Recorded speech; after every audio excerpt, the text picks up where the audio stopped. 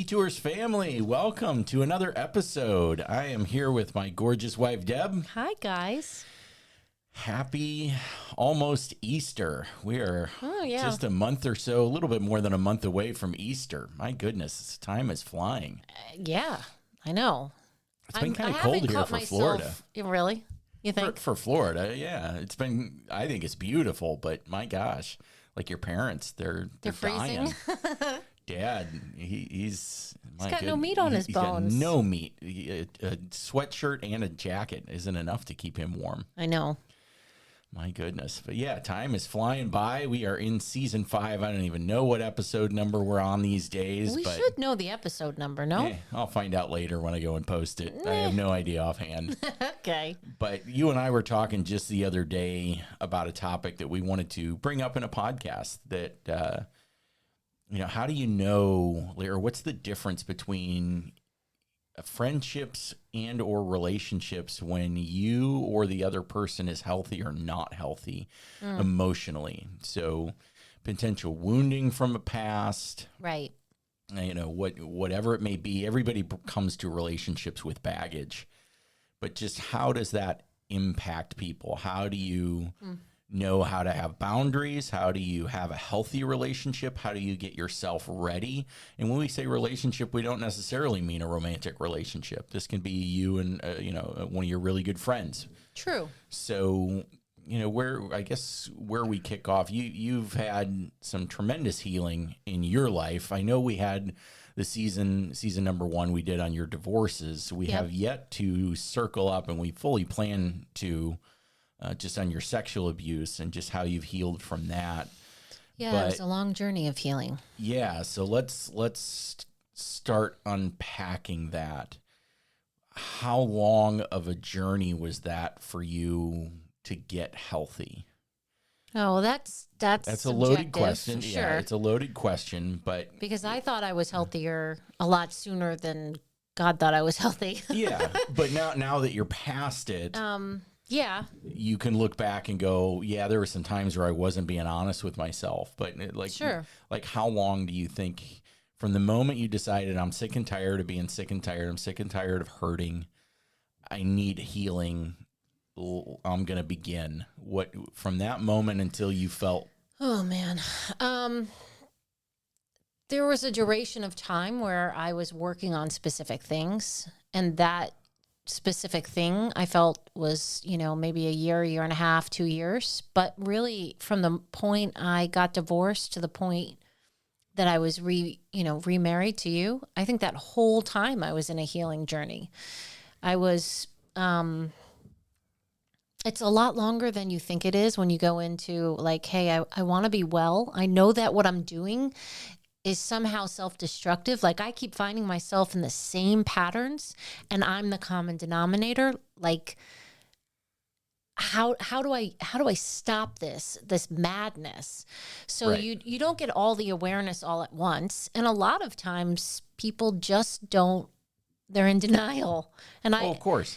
And I come from a family of deniers. So I was always the one that was like, let's bring this to the table. Let's talk about it. Let's get it resolved. Yeah, your son gets that from you. Yes. Yep. And I desire resolution and I desire restoration.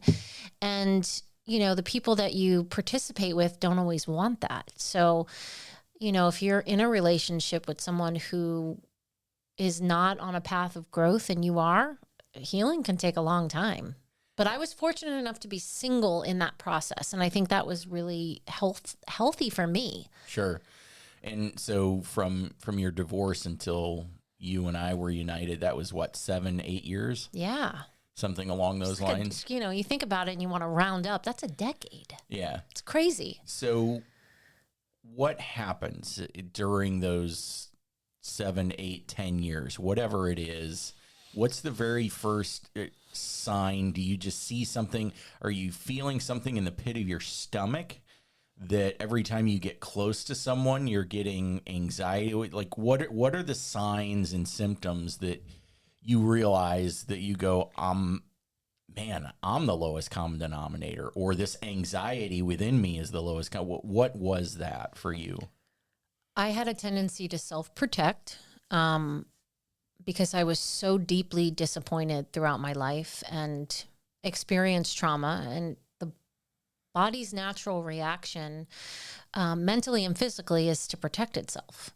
That's why you see people who are, very depressed or very hurt, and even their posture indicates that they're drawing their heart in and rounding their shoulders forward. To subconsciously, they're protecting their heart.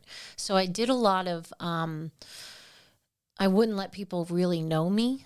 I'll let you know me part of the way, but I was always afraid to show people the crazy, as my friend would say. Did you show them the crazy? Would you describe it as putting up walls? Yes, I would. Okay. I had a very big wall that I erected around my heart. And I was really trying to protect the little girl in me, the one that was originally hurt in childhood. That little girl or that little boy, depending on, who's listening to this, has some original wounds. And I always felt like I wasn't protected in childhood. And as I got older, it was just more and more incidents where people showed up and were manipulative and hurtful. And so I really kind of kept people at arm's length. Like, I was very personable, and you wouldn't know that I was doing that, but I had crafted this wall that you weren't going to penetrate because you're not worthy to penetrate it. Because you're going to hurt me, and then I'm going to have to start this pain all over again. So denial that I was in pain was part of the dysfunction. Putting up walls to protect my heart was part of the dysfunction. Codependency was a huge part of what I needed to heal from. And typically you see that in romantic relationships, but I definitely displayed codependency in friendship. During that season of singleness, I had friends that I were really, really close with. And I look back and go, wow, I sought their approval so deeply. And I did things that, if they were mad or they were disappointed, it would wreck me. The things that you just go, wow, that really doesn't just happen in romantic relationships. That can happen in any dysfunctional relationship. So what was the tipping point for you? When did you have the moment where you said, okay, God, enough is enough. I don't want to do this anymore. How do I get healthy? Is it a conversation like that? Well, in season 1, I talked about, God used my sexuality as a tipping point for me.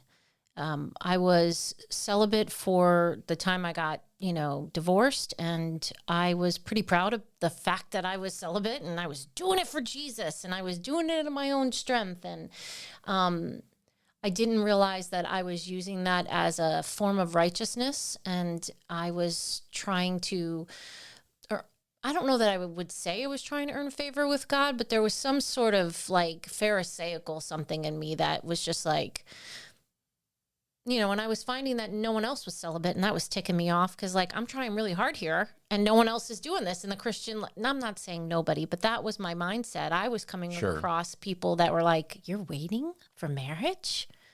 I was the weird one. And I'm but we're Christians. Yeah.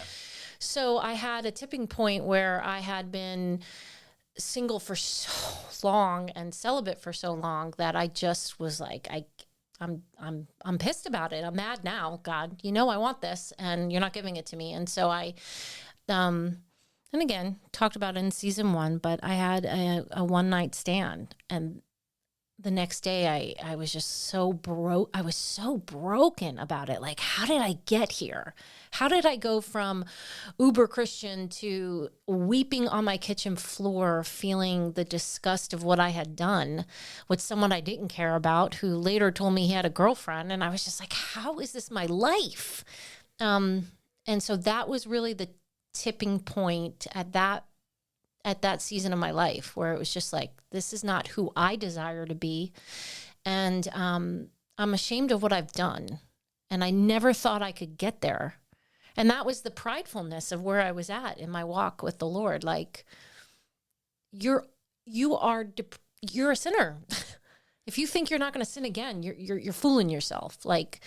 And I was sad and disappointed and disgusted. And I had talked to another friend about it who was somewhat like, I don't know. I wouldn't say that they were as supportive as I had hoped, but they were going through a program. And they're like, hey, I did this thing called Family Life Skills.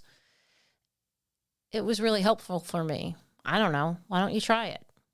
So I went on my very first like path of, hey, I have some issues. I keep showing up in life in ways that I don't like. And what was the description? What's the sales pitch of life skills where you go, okay, I can see how going through a course like this would be beneficial to me? What was it about that?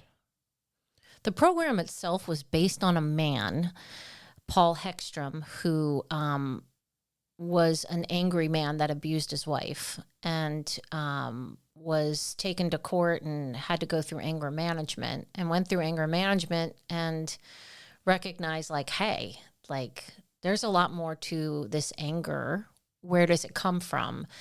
And he started to delve into where does it come from? And so the pitch was like, hey, we're going to talk through your family of origin first, and we're going to understand what stories you've been told. What's the narrative that you have been told since childhood? And we're going to dissect that narrative and figure out, how God sees your story. And it was, it was a Christian-based program. So that was a bonus. Like I really wanted something that was going to bring me back to Jesus and was going to be founded on biblical principles. And that was like the start of like, wow, I've had some messaging all through childhood.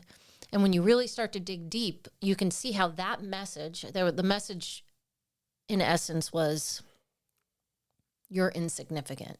You're not worthy to be protected. And hence the wall, right? If I wasn't going to be protected, somebody had to do it. And the insignificance, it was like, that can't be true because Jesus died for me. How do I figure out how to unpack this? And that's where God showed up. And it was time in his word to show me my value and worth. But that took so much time. Like that was, first of all, that was a 40-week class every week. And it was a 3-hour course every week for 40 weeks. So that in itself was a long time. And it was a group of women. It was 8 of us. And, you start to dig into other people's stories and perceptions about their lives. And you start to see, wow, like when someone else talks about their dysfunction, you feel like, well, I experienced that too. And like, you get this kind of like, I don't want to say like, there's something comforting, even though it shouldn't be, that other people have suffered and other people have had their share of dysfunction. And you're willing to go into the depths of the darkness with other people. Yeah. You're not alone. Yeah. You find support in, right. In others. Yeah, absolutely. Yeah. And just recognizing that the internal dialogue was so polluted by the enemy's lies that, of course, I was finding myself in the same pattern. I was picking the same kind of men. I was picking the same kind of friends. I was self-sabotaging because I really thought I was insignificant. And if you would have asked me that on the surface, I would have been like, what, are you kidding? Of course I'm not insignificant. Please, And that's the denial that comes in. So what were the type of friends that you had before all of this? What were the themes? Friends. Male, female, nothing? I had no real significant friendships. We moved when I was little, and we moved a few times. And when I moved to South Florida, I was probably in 7th grade, and I really just could not seem to connect with anyone. And I wound up in a counseling program even as a teenager. So I've been in therapy a very, very long time, may I just say.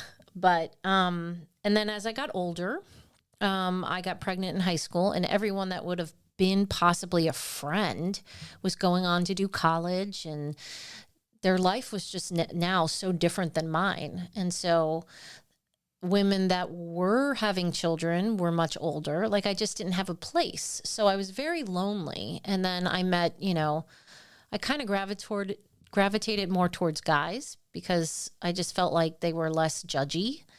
And, so I had some guy friends that were, very nice, and wound up, I don't know, like every friend that I actually had in my 20s were party friends.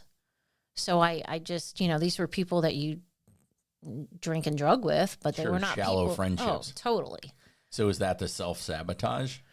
No, I don't know that I just could not find depth in friendship. So it wasn't until I actually got saved, and my very, very first request of God was, I truly just want a friend, Lord. I haven't had a real friend since I was a little girl.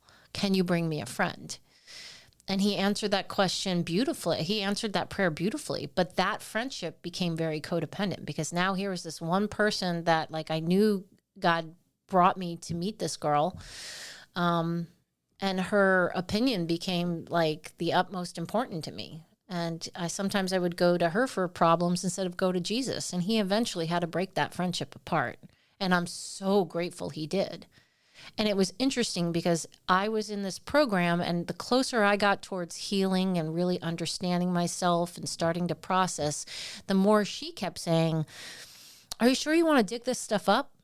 Are you sure you really, why do you have to uproot this stuff? Like, she was almost the voice of, I mean, I don't know that she meant it. I thought she, in all honesty, I thought she was trying to be protective, but like, why do you got to bring this up? Kind of like within childhood. Oh, just get over it. Sure. And I didn't like that. And that was the first time I was like, oh, when you start to get well, people in your life are uncomfortable with that. And I don't really know why that is, but because you're becoming different. Yeah. Yeah. The person that they've known forever is making different decisions than they used to make. Right. And if you were the center of my decision, you had control.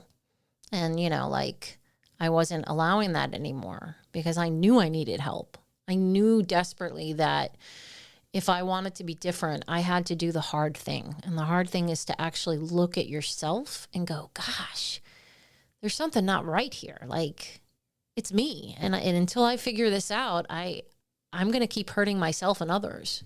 Was there anyone that you knew that you trusted, a mentor, somebody that you spoke into your life that you could turn to and go, hey, I'm thinking about taking this course? Actually, yeah. I Would had you like recommend a this? spiritual mom. Yeah, okay. Yeah. And while this friendship that I was in, there was a third person that came into the friendship, and I got super like insecure and jealous, and I felt like they were leaving me out. And when I look at it, they kind of were, but I was also very insecure. So she was doing like a discipleship program with me, my spiritual mom. And in the course of this, every scripture we're starting to talk about this dysfunction. And she's now starting to play therapist more than spiritual guide. And at one point, we were like doing this week after week for almost 6 months. And she said, I can't do this anymore, honey. I have to let you go. And I'm like, you're breaking up with me? What do you mean you have to let me go? And she's like, you need more help than I can actually give you. You're already solid in the word. There's not anything we're doing here that you don't already have a foundation of the word. You're solid on the word. You're not solid in your emotional life. And I'm not a therapist. I think you really need to go get help. And then the other friend had planted the seed about like life skills. Okay. And so she the spiritual mom was like pushed me like, sure. Baby bird, leave the nest. Yes. Time to go Thank get God. help. Yeah, time to go get professional help. Thank God. Okay. So God used that. And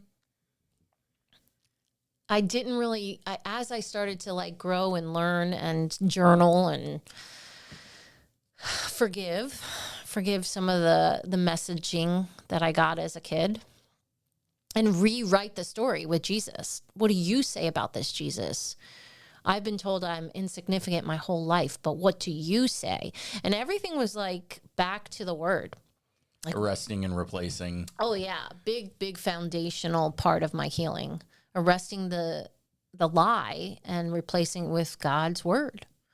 So And living in South Florida doesn't help. It's such an angry I find it to be area a cesspool. I just can't. Yeah, I don't have the horrible experience that you claim to have, but it is a very angry area of the country. Mm-hmm. I've lived in numerous places, been to every state except Alaska, and it is definitely, a sunny city for shady people, as they say, from Miami.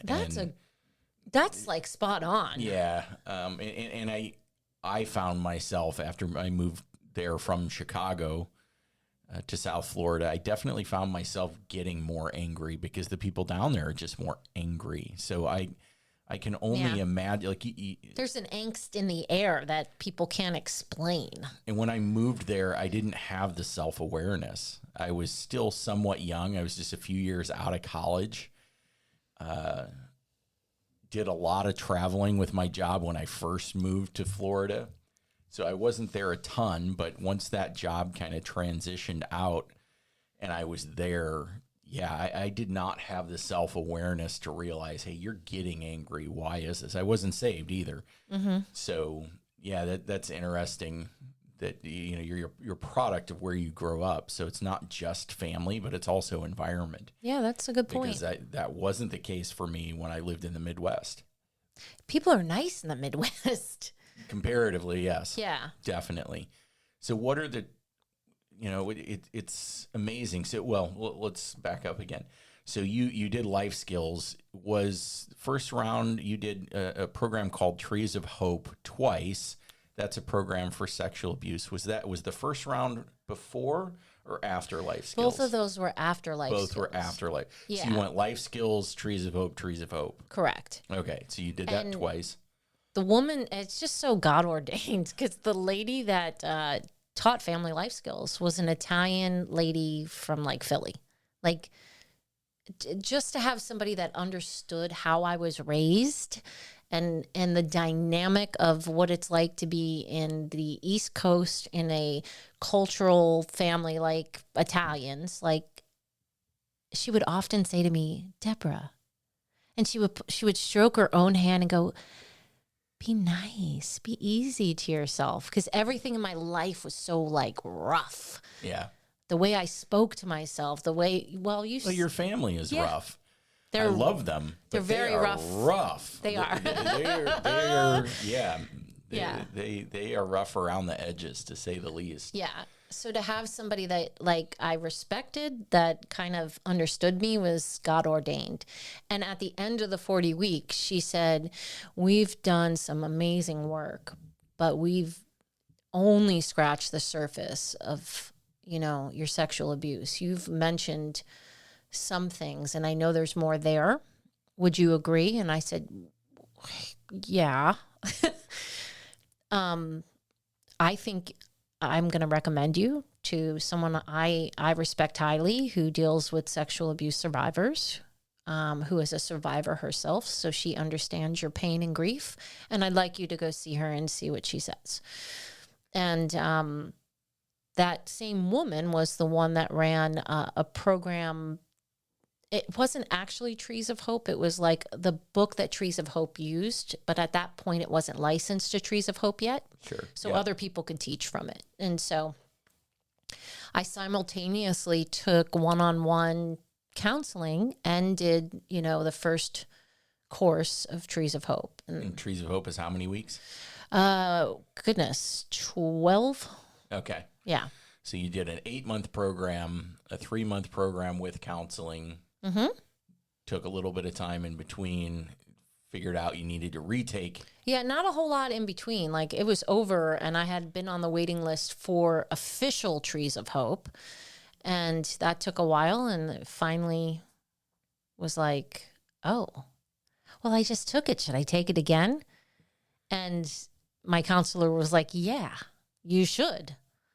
like, you think that would benefit? It's not like redundant. And she's like, no, it's not. You're going to pull off more layers to that onion than you think. And she was right.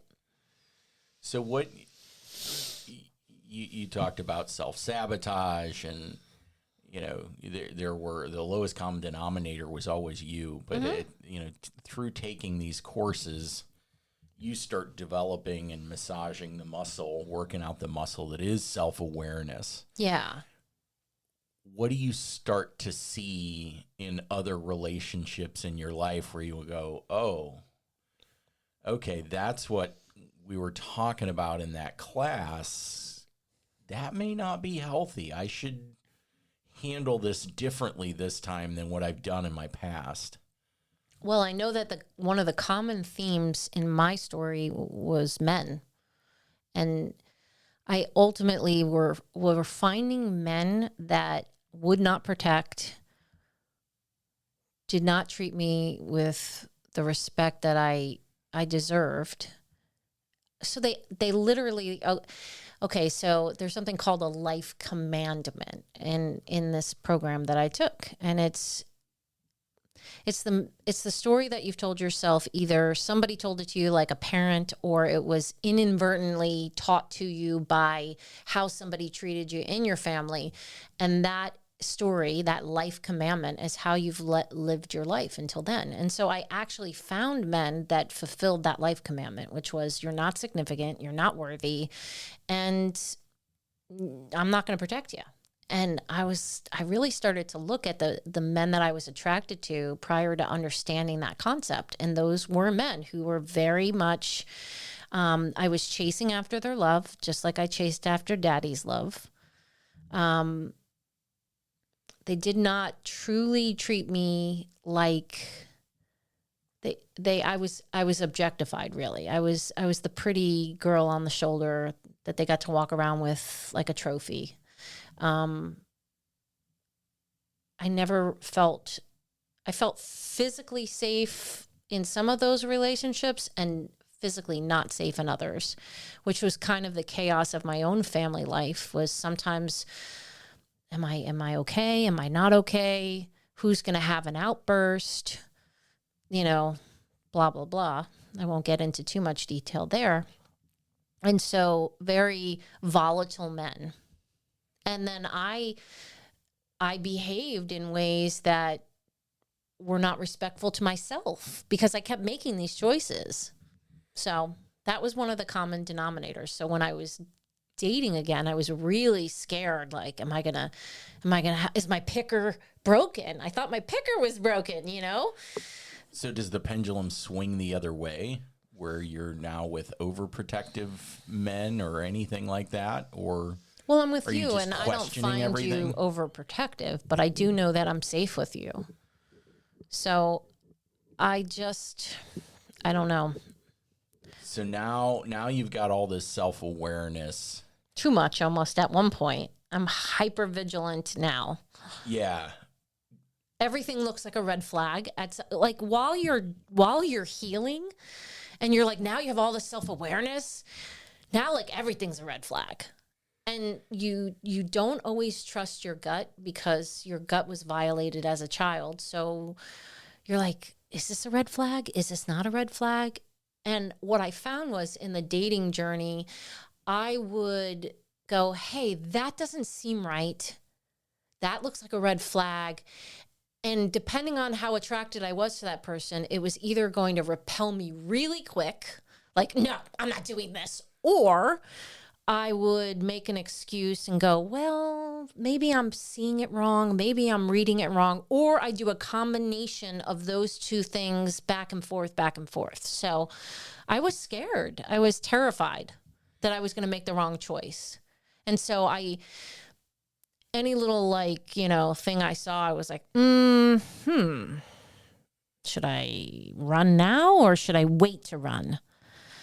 oh, maybe it's okay. So it was just a very confusing time. And that's why I truly believe when people go through divorce or any kind of major loss, because divorce is equivalent to a death in a sense, in my humble opinion. And we've talked about this in season 1. It's a death of a dream. It's a death of what you expected your life to look like. And if the Bible says you're knitted together, a divorce is tearing apart. You're literally tearing off a part of you. So in that process, you're just like, I was terrified. So being single was the healthiest thing I can do until I could do a good portion of the healing. And so what's interesting is God has definitely brought you other women in your life that are out there dating, looking to date, and you've kind of become the counselor of, hey, this is what I'm seeing. Right. Is this a red flag to you? What do I do with this? I don't know what to do. I'm questioning this. Right. Is this just me? I think until I met you, I had blinders on to the world of how many hurt women are out there. I think it's far more than I ever realized and far deeper than I ever realized. So I was probably very insensitive to it, just out of sheer lack of knowledge, not like I was trying to be difficult or not acknowledge. But it's amazing how many women are out there that I've come across that are just have been very, very hurt. And it doesn't even necessarily have to be in the same way that you were hurt. Like my own mother was hurt by my brother, by her other son passing away. And she never got healing for that. And you want to talk about someone throwing up walls, and those walls would go up to people that she's definitely not dating because she's still with my dad. But just people entering into her life. And what's amazing is just slowly over time, it just gets worse and worse and worse. Till you deal with it. Or you give up dealing with the world. That's true. And that is an option. Yeah, yep. you recluse. And it's amazing to see just how God is bringing these ladies, young ladies, middle-aged ladies into your life where they're all the time turning to you going, hey, Deb, went out on a date with this guy. What do you think? He did this, or, whatever it may be. And you're now speaking into their lives. But it's so amazing that even people that have gotten some help, what I admire most about you is just how deep you dug down to get the healing. And I think so many people want to say, right, I dug deep, when in reality they dusted off the surface. But yeah. I mean, it took you 7 or 8 years, and I mean, all your journaling. We're just talking about the classes and the, if you will, that you right. took. But what it truly takes to get healthy, I think a lot of people will go, well, I go to counseling once a week. Right. It's an endurance thing. I mean, it is the most gut-wrenching thing, and I don't know that people realize how much they're going to endure. Like, when you're being pruned by the Lord, and He is digging up deep roots of whatever, mine was anger and bitterness and fear and insecurity. Like, those are deep roots. It's painful, and most people would rather not deal with the pain. Of course. It's hard. It's hard. And it's scary. Messy. It's so messy. Like, I can't tell you how many times I threw myself on the floor and wept. Like, just wept at my own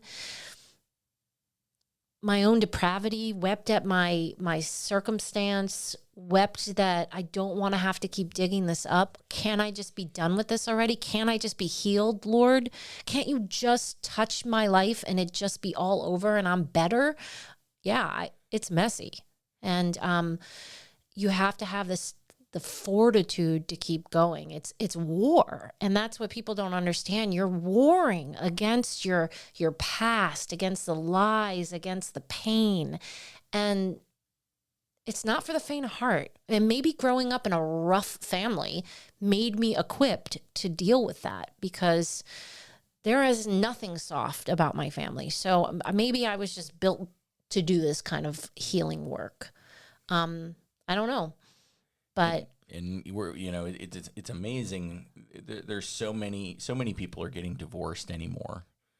And again, another area where my parents were always together. So when I was younger, I never really saw the impact of divorce until my best friend senior year in high school.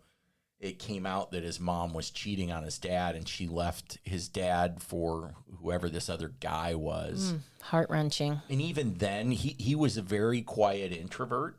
Mm-hmm. So even then, the initial wave, it almost looked like he wasn't impacted. But again, it was a slow erosion over time where his view of reality and what a healthy relationship, and again, relationship meaning friendship, not necessarily romantic relationship, but that plumb line got completely skewed. Mm-hmm. And he changed as a person slowly over time. Just almost the refusal to face reality became very real for him. A lot of times I often wonder if that's the reason, one of the many reasons why things like, Halloween is so important, and cosplaying and so on and so forth, because you can pretend to be something you're not, and you don't have to face the reality of who you are, and you can just make something up and be something else. Yeah, I don't want to be anything but me, truly. Amen to that. I don't want to be, I have no desire for that. Ren fairs. I used to be a musician. We would play Ren fairs from time to time. The people that go to that, a lot of times, at least the people that are there every single day, every single weekend. Escapism. It's just, they would rather be something else than face what they are. And my buddy back in high school, I remember we were talking one time, and I said, why don't you go see a therapist and just talk to the therapist about what you went through and your, mm-hmm. And he just replied going, no, I'm afraid of what the therapist would tell me. Yeah. And I think but because of that, we were attached at the hip. We were best buds, middle school and high school. We met in 6th grade. Those are primary years of your childhood, man. We were best buddies, and I would walk to his house after school every single day, and my mom would pick me up from his house. But it turned into this constant game of chasing. Yeah. I would actually have to start pursuing his attention. He needed attention. He wouldn't return my phone calls. Lots of different toxic traits. So mm-hmm. now that you're on the other side, and it's not fun to chase. It's not fun to chase friends. With you, I think there's definitely a pursuit that a man should always pursue a woman, and there is fun in that chase. But when it's friends and phone calls are just not getting returned, and so on and so forth. So what are some of the traits that you see now that you've gone through all these programs, and, ladies are coming up to you going, hey, Deb, what do you think about, this guy? This is so what are the red flags? What are you seeing? What are those red flags, and what are they symptoms of? That's a loaded big question to answer, but I'll do my best to unpack that. I think you can see that wounded people, like hurt people. It's a cliche for it. People say it all the time, but there's so much meaning to that. Like when you said there's a lot of wounded women, there's a lot of wounded men. And what is different about that is men don't have the same liberty to discuss that openly. because it's viewed as weakness. Vulnerability in men is just like, it's viewed as weakness in our culture. And so you have a lot of wounded men, and you have men who maybe don't have the vocabulary to articulate their pain, because women are far more verbal. So they're coming across these men who are also not healed. And when you have two unhealed people, now you're really dealing with some stuff. I see a red flag would be not allowing the person to be who they truly are. Like I briefly dated a man that was so insecure about my being an extrovert, like as somehow that would take eyes off of him, or that it made him feel like I was an attention seeker when I really wasn't. I was just personable, and I couldn't open up my wings and fly and be who I was. I felt very stifled. So people who tend to kind of suck you in and dim your light. Like if you are attracted to somebody and you start dating, you're attracted to them for their light. So why would you want to dim that? Well, it's because you're wounded and you're insecure, and somehow maybe someone hurt you. And now you're so frightened that you start behaving very possessively. Possessive behavior is definitely a red flag. Constantly, where were you? Where have you been? Like, yeah, there's a level of respect you give to the other person. Hey, I'm going out to the store. I'll be back in 20 minutes, blah, blah, blah. But if you're not back in 20 minutes and they want to know every detail of where you've been, like, dude, I was stuck in traffic. Relax. That's a red flag. People who rush to love bomb you.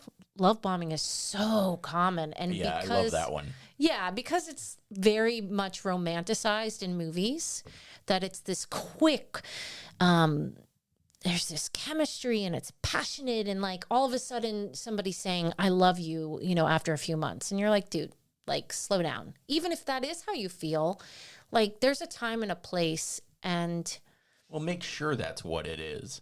It's not, it's not just passion and dopamine and excitement and maybe even a little lust, like. Sure. I think the I love yous get thrown out quickly, and I think that could be dangerous for wounded people. There's, like how they interact with their own family can be a little bit of a sign too. I'm not saying, that's always a tale and that's always a red flag, because some people just come from crazy families and they're able to set boundaries and say, hey, love you from a distance. But there are other times where, like a mama's boy, that to me is a red flag. Like if mom can put a wedge between me and you, that's a problem. Like that's not godly behavior. Because eventually, you're supposed to leave your family and, and become one flesh. And so mama's boys are a big red flag for me, or mama's girls or daddy's girls, or just like not being able to detach when necessary from family, and like mom controls everything that the son does. That's just, Or, the kids rule the roost, because a lot of people are dating and they have kids and they're blending these families together, and let's say the daughter is manipulating the dad. Like those are just things that you gotta go, if I'm gonna date this person, I essentially am taking on their baggage. Is this something that is worth it for me? I don't think so. That kind of stuff. And a guy or a girl that's super guarded to the point where like they give you just little breadcrumbs of who they are, just to kind of keep you hanging on. Sure.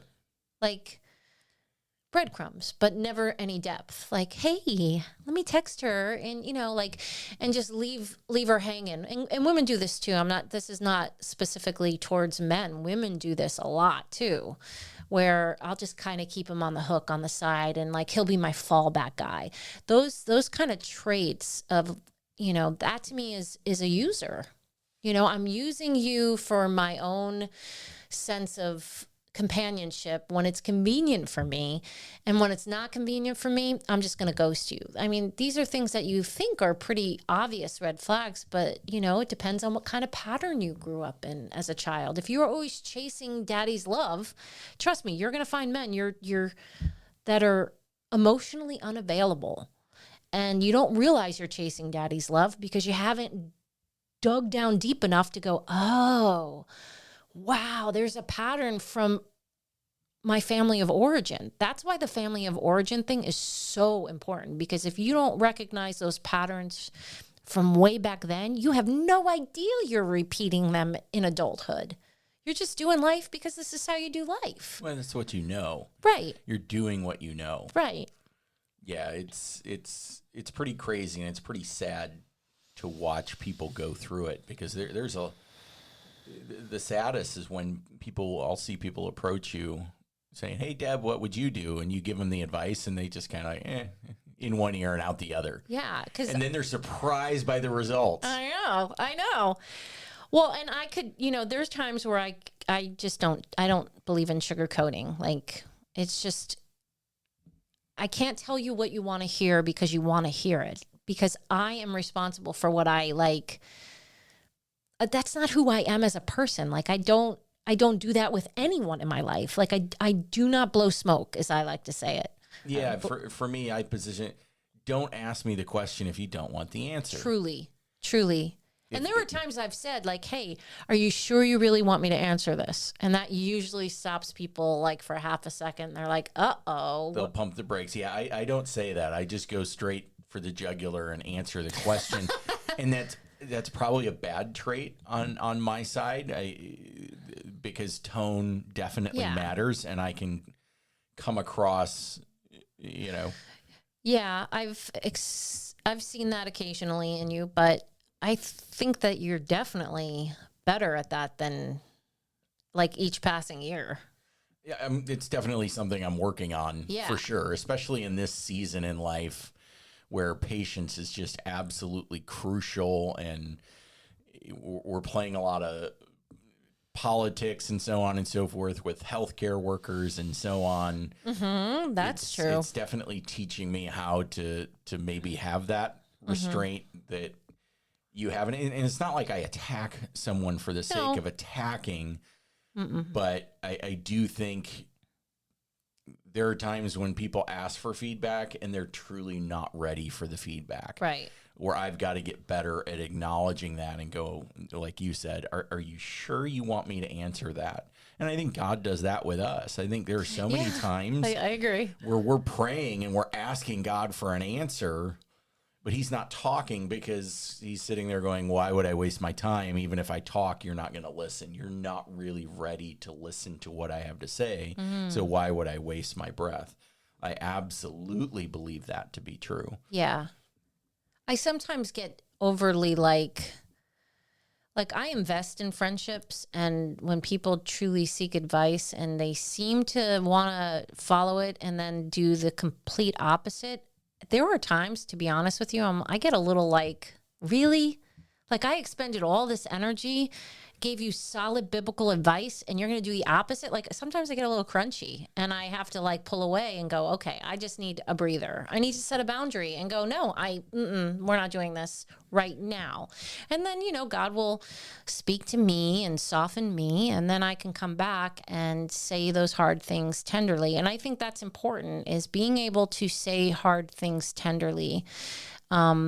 Is a skill that God has helped me really develop over the years, because life is hard, and I know what it's like to be in pain. So when I say I don't sugarcoat things, I'm not saying that I come out the side of my neck and just say things, but I am the friend that is always going to tell you the hard truth, because that's the kind of friend I want. I am the kind of friend that I desire most, which is, please don't tell me what I want to hear. I am not that girl. I would rather hear, dude, what are you doing? Knock it off.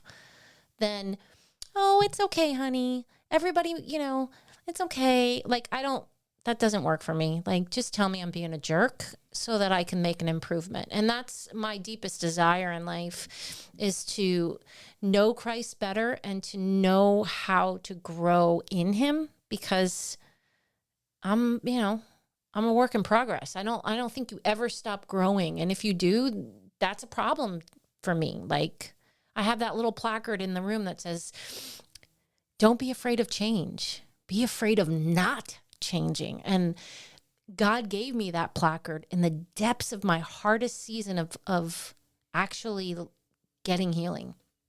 It's a really kind of quirky story.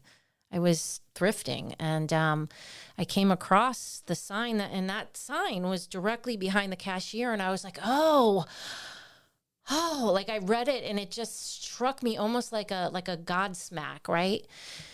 And I said, how much is the sign? And he goes, what sign? And I point, and he turns around, and he's like, oh, that's decoration. That's not for sale. And I go, no, I need that sign. That sign is for me. Please. Name your price. Yeah, basically name my price. And he kind of tilted his head and like paused, like, and I guess maybe there was desperation in my eyes, because I meant it. I was not leaving that store without that sign.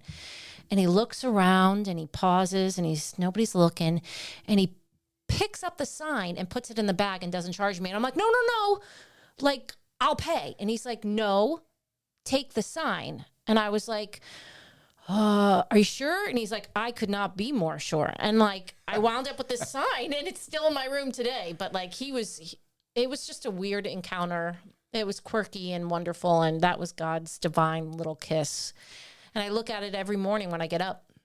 And you talked about something earlier that's also interesting as far as red flags and people that are wounded. And that word was boundaries. Mm-hmm.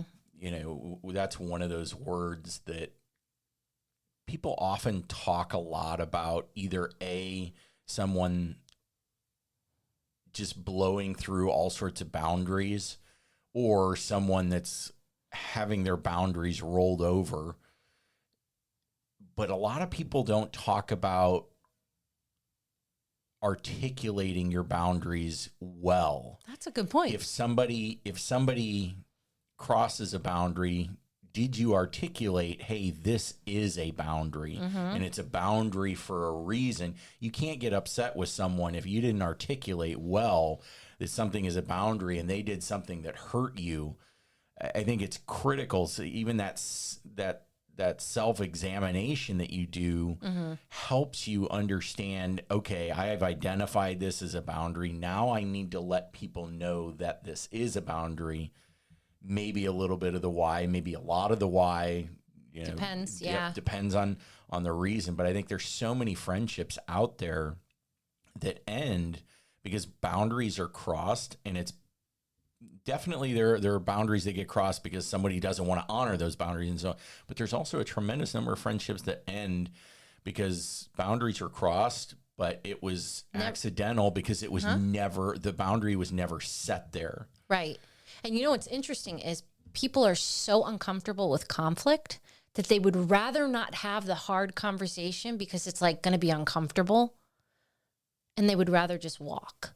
And that's dangerous. Like, if you're like, hey, people pleasing in a sense, where it's so uncomfortable to say what your needs are and what your wants are, that you're willing to just kind of blow over that, and then it builds up, and then you just never explain why you're leaving and why the friendship's over.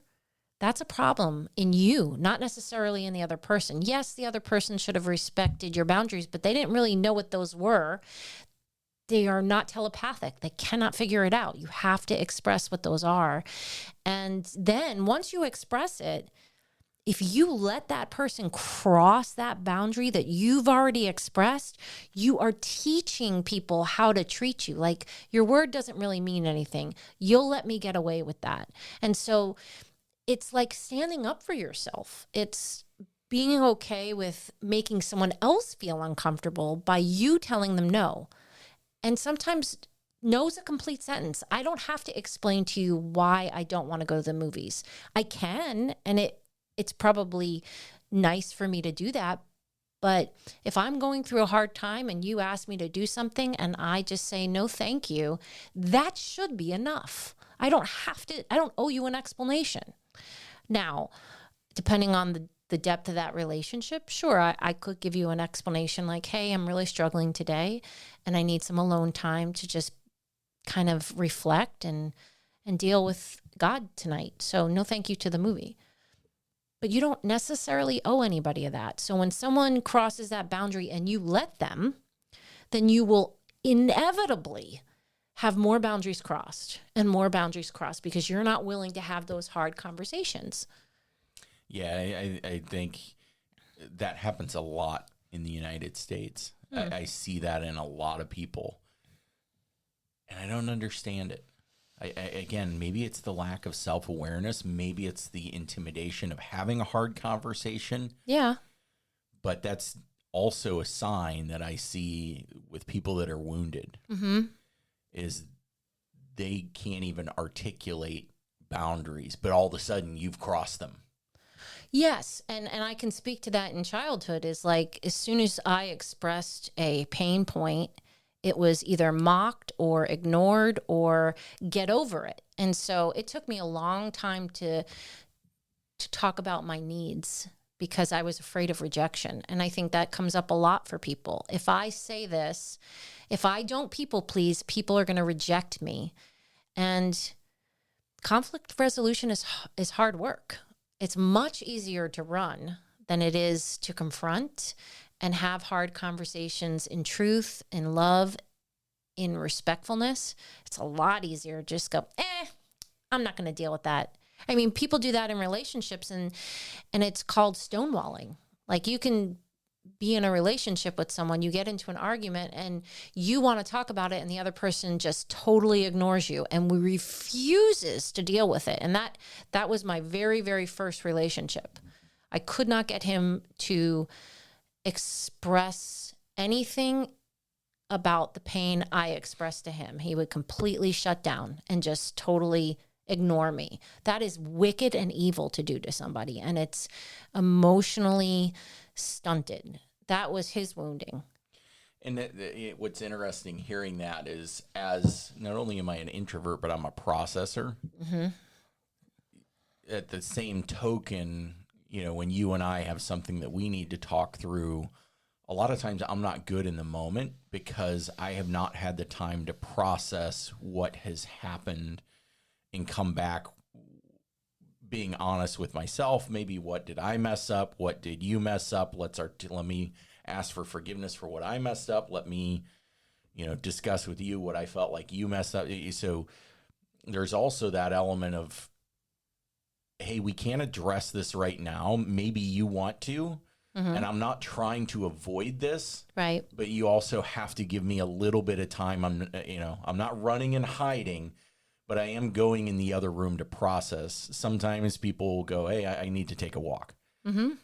For me, I have to pull myself out of the situation, and depending on how deep I was, determines how far, how long I may come to you and go, hey, I need to cool off. Well, let's talk about this tomorrow. Right. It may need to be something that's that serious, but there's always we're not going to avoid this. We're going to talk about this, but yeah, you've got to give me time because otherwise I'm not going to be fair to you. Mm-hmm. If I can't be honest with myself, then there's no way I can be honest with you. And you've got to give me time to be honest with myself and go, okay, I literally will hit the rewind button and go back to the beginning of whatever it was and replay it and just do play by play in my head. Right. And almost like watching a football game, the announcers do play by play and just go, okay, this is where I messed up. This is where I feel like you messed up, that I need to address this with you. And maybe even here, maybe it wasn't you messing up. Maybe it is a wounding from my past, or maybe it was a long day at work. Mm-hmm. Who knows? But even as a processor, the flip side to that coin is you can't always necessarily, because you are very much, hey, let's talk about this right now. Hey, we had a little spat on something, like you want to put it into it, where I have to go, oh, hold on a minute. Let me step away. And I respect you enough to not cross that boundary with you. Yeah. But I got to tell you the things that you don't know that happen in that time that I'm waiting for you to come back to the conversation. I am in a war. Like I am in a war. Sure. I'm making assumptions that God has to break down. I'm fear mongering myself. I'm in a war. But I also respect you enough to know that if you don't process our what do you call it? Spirited fellowship would not turn out well. And so I think that that's the hard stuff that we're talking about is healed people respect other people's boundaries, even though would I love to have the conversation right now, right this minute? Yeah, I would, but it's not about me. It's about us. And as a team, my teammate needs a timeout. And so I have to go directly to God and go, you're going to have to help me in his timeout, because I have a tendency to, my thoughts can snowball really quick. And because I come from a negative family, I can go real negative real quick. And if I don't seek the Lord while you're seeking your time to process, I will implode. So, but I love you and respect you enough to go, wait, like how, there's no fruit to this. If I push, there's no fruit. And speaking from the other side, I also know that you are spiritually at war. Well, so thanks. I don't take longer than it needs to take. Right. You're not avoiding. No, it's truly. Right. I know this is hard on you. Right. Give me some space because it's not going to be fruitful. Yeah. But if I take too long, it's also not going to be fruitful. Yeah. That's not a good place to be in either. Right. So yeah, that ability to step back and assess yourself and assess the situation is super critical. But yeah, I think the boundaries issue. Everybody wants to throw up, and everybody's almost so proud to throw up boundaries these days that are not known prior to being thrown out. I call those expectations, and when they're not met, that's how resentment starts. So it's an expectation that you never expressed. Right. And you're calling it a boundary in your own head, but it's not a boundary. It's an expectation. You expect 100%. somebody to read your mind and go, do this or don't do this. Right. Meanwhile, it literally was nothing but I expect you to do this. And all of a sudden, okay, that expectation wasn't met. Oh my goodness.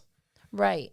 That's why communication is so, so important. And being able to say that at the right time is so important. And the right tone is so important. Like, just because you feel it doesn't mean it needs to come out of your mouth. And I had to learn, God has taught me the long, hard path of that. Like, man, could I make a fire out of something? Yes. Have I done that in my past? Yes. So just because I feel the passion to say it right then and there does not mean that I should. And I have to always go, what's the big picture? Will that yield fruit or will that destroy? And if it's going to destroy, then I need to keep my mouth shut. And so when you say something is just important as how you say it. And in the, like for instance, if you're exhausted and I come to you with something that I know is going to be a hard conversation, that's just not going to yield me any fruit. I'm going to wait until you get some rest, period. Whether I want to say it right now or not is not important. And that's the thing that's when you stop being selfish and you start being a team. Because I always want what's best for us as a whole. And if I can't control my mouth and I just have to say it because I have to say it because that is how I was raised, that's dangerous. That's not fair. So it's timing's super important, I think, and setting a boundary that is actually articulated is important. And and you said something earlier though too that you also have to be sensitive to. Just because you feel it doesn't mean it's true. Oh yeah. So you can feel offended, you can feel slighted, you can feel all sorts of things, but again, and that's where I need to buy myself time to reassess the situation. I may feel angry at you for doing something, but I need to be honest with myself and honest with you did you do something to justify me getting my feathers ruffled? Let me do the play-by-play. And even if you did, the proper response is not anger, it's communication. It's Amen. communication back. But just because you feel something Right. doesn't even make it true. That's definitely. Feelings So are not facts. No, it's very interesting. But yeah, it's tough because you and I, we have friends, we have coworkers, we have all sorts of things where we sit back and we go, oh man, Yep. this is not bearing the type of fruit we would hope for this person or for these people. Yeah. It's tough. It's tough because, again, you can sit and have conversations and, speak truthfully and love in a loving manner with someone, and it goes in one ear and out the other because dopamine, or because that friend that they're hanging out with that's toxic has always been there and that's what they're used to. Some people just love drama. They're addicted to the dopamine of drama. Absolutely. So they're not going to leave a friendship, or they're not going to leave a relationship because they're addicted to the drama. There's so many different things, but it's amazing when you see healthy relationships. It's you sense the peace of God. Like when you see a marriage where the husband serves the wife and the wife serves the husband, and you do it not because it's a chore or this, that, and the other, but because you truly just get joy out of doing something for the other person. People will describe it as, you got good vibes, you got good zen, Yeah. but Yeah. truly what they're groping for is The peace of God. This is what Christ is supposed to look like. This is what Christ is supposed to feel like. This is what Christ is supposed to be like, serving and loving serving. It's pretty incredible.